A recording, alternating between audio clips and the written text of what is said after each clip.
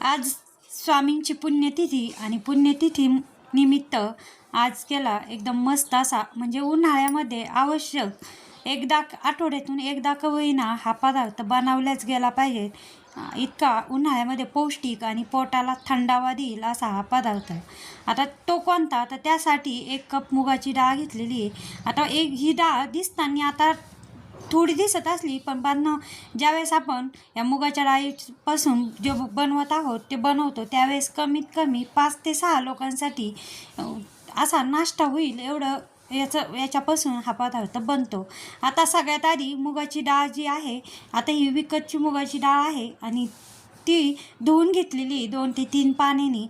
आता ह्या डाळीचा तशी धुवून न घेता तसंच केलं असतं तर त्याचा वास येतो, म्हणून धुवून आणि चाळणीमध्ये मी 2-3 पाण्याने चाळणीमध्ये धुवून घेतली आणि पाणी निथळण्यासाठी ठेवलेलं आहे. आता कढईमध्ये आता ही जी आहे ती नॉनस्टिकची कढई घेतली आणि त्यामध्ये मुगाची डाळ, धुतलेली मुगाची डाळ, आधी हिचा ओलचटपणा जातोय तेवढ्या वेळ ती काही न टाकता म्हणजे तूप तेल काही न टाकता ती भाजून घेतलेली तशीच. आता लगेचच त्याचा ओलचटपणा 2 ते 3 मिनटं मी अशी हलवली. आता कंटिन्यू अशी हलवायची. ती ओली डाळ असल्यामुळे ती तापलेल्याकडे टाकली की तिचे गोळे बनण्याची शक्यता आहे, म्हणून ती सुट्टी म्हणजे एकमेकांना मुगाची डाळ चिकट असते, एकमेकांना चिकटण्याची शक्यता असते, म्हणून ही डाळ मी अशी हलवली. मग ती डाळ मोकळी झालेली आहे. आता याच्यामध्ये आता एक कप मुगाच्या डाळीसाठी मी निम्मा कप तूप घेतलेलं आहे. ज्या भांड्याने वाटीने घेतलं किंवा मग कपाने घेतलं त्याच भांड्याने मी निम्मं तूप घेतलेलं आहे.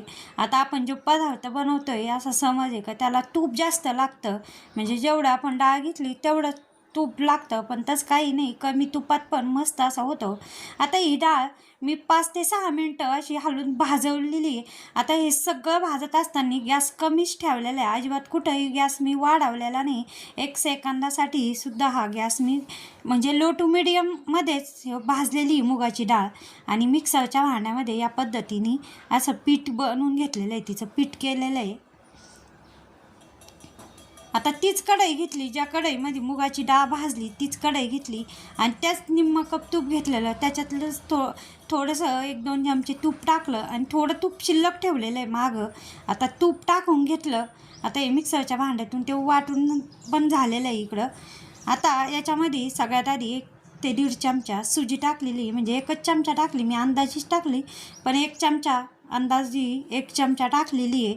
आणि आता अजून एक वस्तू आपल्याला याच्यात टाकायची आहे, पण थोडीशी हलकीशी भाजली का मग टाकायचं, ते म्हणजे 1 चमचा बेसन पीठ, डाळीचं पीठ टाकलेलं आहे. आता लक्षात आलं असेल की आपण काय बनवतो आहे, पण आता हे जे बनवत आहे उन्हाळ्यामध्ये कमीत कमी आठवड्यातून एकदा का होईना हे खाल्लंच पाहिजे. इतकं पौष्टिक आणि थंड, ज्यांना उष्णताचं जास्त ते आहे त्यांच्यासाठी एकदम मस्त असा हा पदार्थ बनतो. आता लक्षात आलं आहे की काय बनवतो आहे आपण, तर आपण बनवत आहोत मुगाच्या डाळीचा हलवा आणि तोही एकदम सोप्या पद्धतीने. आता ही जी भाजून घेतलेली आणि वाटलेली जी डाळ आहे ती मी पुन्हा कढईमध्ये टाकलेली आहे आणि ती छान अशी भाजून घेतलेली आहे. आता थोडीशी ती म्हणजे असं कोरडी दिसत असन, पीठ झालेलं दिसत असन, पण जसं जसं भाजत जाऊ तसं तसं त्याला तूप सुटत जातं. आता मी याच्यामध्ये 2 ते 3 चमचा खवा टाकलेला आहे. नसला खवा नाही टाकलात, पण माझ्याकडे शिल्लक होता म्हणून खवा टाकला आणि खव्याने इतकी मस्त अशी चव येते. खवा किंवा मिल्क पावडर असली ती, पण दोन्ही नसलं तर तसाही केला तर मुगाच्या डाळीचा हलवा मस्तच लागतो. आता हा जो खवा आहे त्याचे घट्ट गोळे असे होते.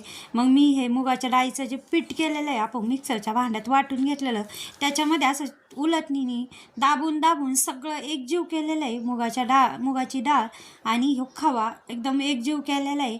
आता हळूहळू हे तूप सोडायला लागलेलं आहे. जसं जसं आपण भाजत जाऊ तसं तसं ते तूप सोडीत चालतं. त्याच्यात बेसन पीठ आणि सुजी तेही टाकलेली आहे. आता हे सगळं भाजत असताना मी इथं गॅस कमीच ठेवलेला आहे, अजिबात कुठंही गॅस वाढवलेला नाही. हे बघा, भाजल्यानंतर एकदम कलर आणि खमंग असा सुगंध येतो याच्यातून. आता असं वाटत पण नाही की याच्यामध्ये आपण खवा मिक्स केलेला आहे, कारण खवा जो असतो खोव्याला ओलचटपणा ते सगळं या मुगाच्या डाळीने शोषून घेतलेलं आहे. आणि मी पुन्हा अजून 1 ते 2 मिनटं, आता जेवढा आपण मुगा डाळीचा हलवा बनवतो, जेवढा आपण भाजायची किंवा हलवायची मेहनत घेऊ, तेवढा हा हलवा एकदम मस्त असा चवीला लागतो आणि कच्चट असा लागत नाही. आता ज्या वाटीने ज्या कपानी वाटीचे तो शक्यता, आता मी कपानी घेतलेले आहे पण वाटीने घेतो त्याच्यामुळे ते वाटीचे ते तोंडामध्ये. आता ज्या कपानी मुगाची डाळ घेतली त्याच कपानी मी 1 कप दूध टाकलेलं आहे आणि 2 कप पाणी टाकलेलं आहे. म्हणजे असं टोटल 1 कप दूध आणि 2 कप पाणी असं टाकलेलं आहे याच्यात. आता पाणी घेताना मी उकळलेलं पाणी घेतलेलं आहे. आता याचे गोळे लगेच झालेले आहे, पण गोळे होऊ नये म्हणून लगेच असं उलटणीने हलवलेलं आहे, म्हणजे त्याचे गोळे सुट्टे होत्या. आता हे जसं पातळ होतं, पण जसं आपण याला शिजवू तसं हे थंड होतं. आता हलवाच याला म्हणतात की हलवायची मेहनत जास्त असते म्हणून याला हलवा, मुगाच्या डाळीचा हलवा असं म्हणतात. आता या स्टेजला पण आपल्याला याला जास्त असं हलवायचं आहे का अजिबात खाली मुगाची डाळ चिकट असती म्हणून ती लगेच खाली लागल्या जाते. खाली लागू नये म्हणून असं तळाला या पद्धतीने मी हलवलेलं आहे आणि याचे गोळे पण होऊ नये म्हणून हलवलेलं आहे. आता हे उडायला लागलेलं आहे, मी थोडंसं झाकण ठेवलं होतं म्हणजे उडत नाही. आता हा घट्ट झालेला आहे आणि एकदम मस्त असा आपला हा हलवा दिसत पण आहे. आता याच्यात ज्या कपानी मुगाची डाळ घेतली त्याच कपानी मी यामध्ये 1 कप तेवढीच साखर टाकलेली आहे.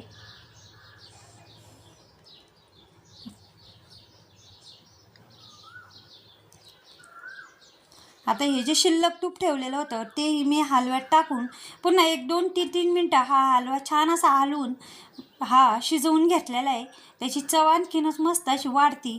आता हलव्याला वेलदोड्याची मी वेलदोडे टाकताना म्हणजे मुगाची डाळ ज्यावेळेस मी वाटली त्याच वेळेस यामध्ये वेलदोडे टाकलेले आहे चवीसाठी आणि त्याच वेळेस वेलदोडे टाकले आणि त्याच्यातच डाळीतच ती वाटून झाली फक्त. आणि त्याची चव एकदम मस्त लागते वेलदोड्याची डाळीमध्ये वाटल्यानंतर. बघा आता कढई सोडायला लागलेलं आहे, म्हणजे आपला हलवा एकदम मस्त असा शिजलेला आहे. हलवा जो आहे तो कढई सोडायला लागला, अशा पद्धतीने आपला हलवा बनवून झालेला आहे.